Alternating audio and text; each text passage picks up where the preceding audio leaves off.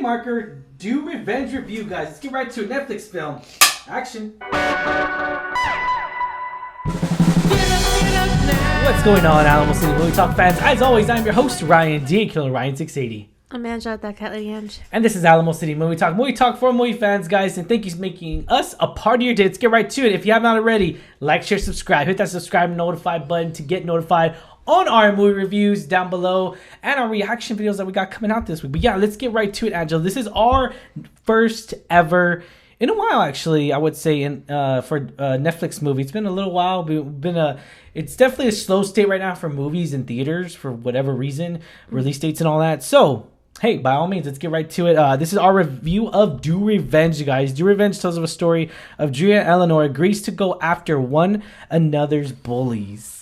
Man, if this trailer doesn't get you spicy enough to know this, let's talk about this cast here. First and foremost, we get Maya Hawke here, which we love her from Stranger Things. I've seen her a lot of Stranger Things. And Angela, talk about the other actress, which is from your favorite show. I don't watch that show, a show called Riverdale. I don't know what show that is. But anyway, yeah.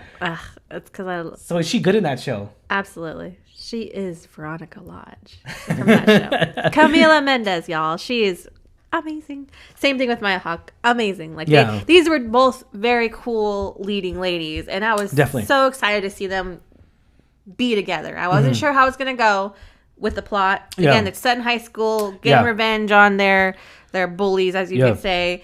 People who've done them wrong in the past. Yeah. So I was like, okay, all right, I'm here for it. Yeah. And junior year to senior year, sorry. Yeah. No. By gosh. I think you mentioned off camera, their chemistry together. Yeah. It was really good. Yeah. The chemistry, between Eleanor and Dries, it was just so well done. I felt like they knew each other for so many years. And again, we don't know. Maybe they could. I don't know. This movie felt so intuitive of its own. It really did. And this is definitely a Gen Z movie. Let's say that. This is definitely the music, the whole style is the vibe, the energy is a Gen Z. I can't believe we're old now. We're all getting older. Dang, it's definitely not our type of music. It really isn't, because we heard some of it in Girls. It's not so much the music per se. It's just the whole mannerisms, sayings, the things they do. Your energy is just so off. Oh yeah, oh my god, I love that scene where she's just like, yeah, your energy is just off. I'm gonna walk away now. Like your vibes are just. They're very dark. I don't remember saying that as growing up. So that was interesting. I don't. Yeah. Do people say that? Yeah, I don't. Please tell us down below if people say that. Yeah. But this was really funny. It had its moments of comedic, whatever. But I really liked the way the story unfolded and that twist at the end. Yeah, definitely was a really good twist here. We're not going to mention, obviously, anything. It's not a spoiler review, guys. But there is a really good twist at the very end, and be sure to. It's definitely caught me off guard. It really did. Yeah, the climactic reveal twist, how you say, was. Yeah. Well, okay, alrighty. That caught me off guard. For someone who looks for predictability and guesses, I was thrown a little bit. So I appreciate that. Same here. This is directed by Jennifer Robinson. Jennifer Robinson, she's worked on written by, she's done Thor: Love and Thunder. She's also done pretty. I mean, Hawkeye. She's also being a consultant on Hawkeye. So she's been around the Hollywood game. She really has. And I'm on the boat. Call me crazy, whatever. I don't care. I strongly believe we need more women directors. We do, because it gives us a different side to it. This is directed by a woman, and I love it because it really showed us something that we probably would have never known as a man, because girl talk, and it gave us that intuitive. And I feel like the cast felt very comfortable with each other. That's what I got out of it. It really did. It felt very comfortable. Plus, it's a different perspective. Yeah, exactly. It's if this movie had been filmed by a male director, it definitely would have different tones and just small little different direction and nuances in the scenes. I just feel like it would be different. So I liked what she brought because this is from a women's perspective. It's two girls who are trying to get revenge on people who've wronged them. So teenage girls. On other girls, yeah. One's a guy. Yeah. Oh, yeah. True. Well, one girl, one guy. We got a surprise visit here for Sophia Turner, and that was crazy. Okay. So when we were watching, right, we're watching this. I'm all like, when I mention spoilers. That looks like Sophia Turner. It looks so much like her. Really looks like her. But she talks so differently than Sansa. And so it threw us off for just like a split second. I didn't recognize her. This is my image of Sophia Turner is like, again, I'm following her social media or nothing. So, the last Game of Thrones, that's my image of her, and obviously she's grown way more since then. She's tall. Yeah, she's a tall woman. Yeah, and then of course we know that she's married to Joe Jonas. So Joe. Yeah, Joe. Congrats, by the way, guys, because I know y'all just had a baby not too long ago. So congrats on that.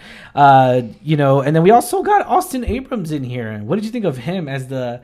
It was so funny because like growing up, a lot of these like teenage high school movies. Mm-hmm. The popular guy was always like into athletics and like buff and sexy and gorgeous. But in this one, this guy wasn't it. Yeah. But he was like popular. His own version of popular. Like I feel like now it's like woke. Like being like a feminist and like it's so interesting to see that stark difference between like 90s 2000s movies and like something like this Breakfast Club, like all those. It's definitely way different than what it used to be. Generation has definitely changed. It really has. Austin Abrams, I'm such a fan of him in Euphoria. I loved him in Euphoria. Now I'm not gonna say his performance was better in here than Euphoria, because I felt like with Euphoria he got more camera time and he got more of a dark dynamic in that one. It kind of felt like it was, but again, we got more dynamic with the girls. If anything, we got way more dynamic with Maya Hawke and all them. So it was definitely a good cherry on top of the cake. I really enjoyed his on camera performance. I really did. It was really good. He kind of plays, again, like the bad guy in a way. He's a dick. And that's saying it lightly, by the way. But regardless, though, he definitely plays that role really good. Surprisingly, because I really thought to me, it's just I'm so used to him now. Last season, the Euphoria theater guy and the nice guy to Kat. So it's definitely a different role for him. I thought that was pretty good for him. I think he did a really good job at being. I didn't love it, but I loved it more. I love him more in Euphoria. I'll say that. I think he did a really good job being like the two-faced, popular guy. I thought it was like the playa, and like just some of the things like they like twist and like make it, I guess, relevant in today's. Again, you can correct me if I'm wrong. It's been 10 years since we've been in high school, so I don't know if this really happens in high school, but just like some of the things, how the plot happened, like just. The way they spin certain things for youth, like it's so different than when we were growing up, definitely different. And also I really appreciate one of the other supporting characters was Alicia Bowe. That's how you pronounce your name, from 13 Reasons Why. Yeah, man, that was Love awesome. her. Yeah. Loved seeing her.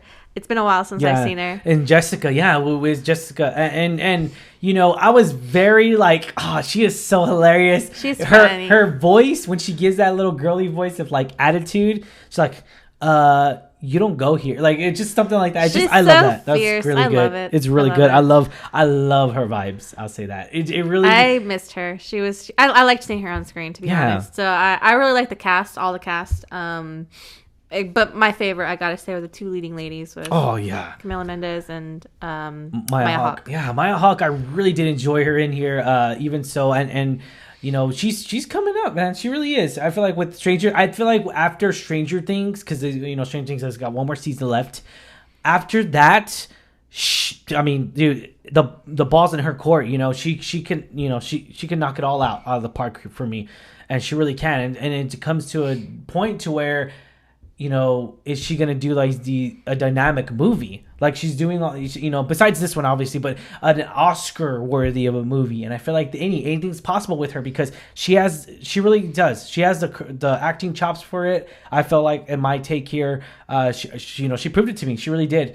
She really even in the past Stranger Things as well. Like, we see a little bit more in depth of her character, of her emotions. I love that. I really do. I feel like she needs to be in Euphoria, though. I feel like she should show up in Euphoria. You think everyone needs to be in Euphoria? No, not everybody. Not everybody. But I feel like she will add a really good role in there. But again, no, that's just my take there. Was this the one that we deserved? I'm going to say yes, right? I would say yes, just because it's a cute, fun, somewhat relatable. Like it's about friendship and everything, right? Yeah, definitely.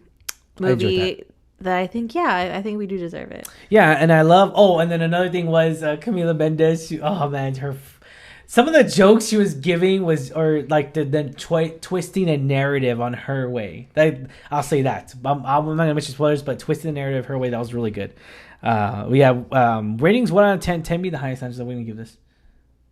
Give it a solid 7.5. All right. I'm gonna give it a solid 7, guys. I really enjoyed this movie. I really did. Now, this movie come out to be an hour and 58 minutes. I kind of felt like we could have taken out like 15 minutes out of it.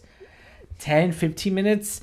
That's just my take. But again, it kind of felt like there was dragging points. But you know, moviegoers, you know what we're talking about. Those drag points were like, but you don't know what to take out. Like, you don't know what to take out because then it brings up, but... Yeah, there's a lot of little details in here that I think, like, I wouldn't want to take out. So, I enjoyed it. And probably not a big spoiler, but I like how the movie, when it ended, because when it ended, right, and I was like, oh, there's so many questions they have left. Yeah. But they did have, like, little, like, post scenes. As the credits roll, they have, like, little clips here and there, like, a minute or two. It was good. And so I appreciate that. Yeah. Because if it had just ended without those clips, I'd been like, riot. You know? Yeah. I'm a very, like, I need closure. Yeah, definitely. All my questions answered kind of person. All right, guys. Alamo City Movie Talk does recommend this movie, guys. Be sure to check that out on Netflix this coming Friday, guys. Thank you so much for making us a part of your day. As always, I am your host, Ryan D. Can Ryan680. Imagine that Kelly D'Ange. And this is Alamo City Movie Talk. Don't forget, once again, guys, hit that subscribe button. Like, share, subscribe. Put a thumbs up if you like a review, guys. And question is for you. What did you think of this review, guys? What did you think of this whole movie of itself? Did you like it? Did you hate it? Were you annoyed by the references? Put us on comments down below. We would love to talk movies with you guys. Thank you so much. Stay safe, San Antonio.